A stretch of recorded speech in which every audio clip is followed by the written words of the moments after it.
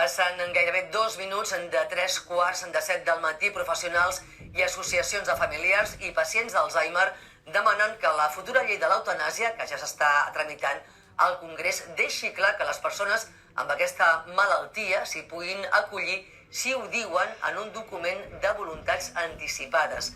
Entitats com la Fundació Pasqual Maragall o l'associació Dret a Morir Dignament han presentat un manifest conjunt en unes jornades al Congrés que ha inaugurat el ministre de Sanitat. El model, segons en defensen, ha de ser com el que aplica Holanda.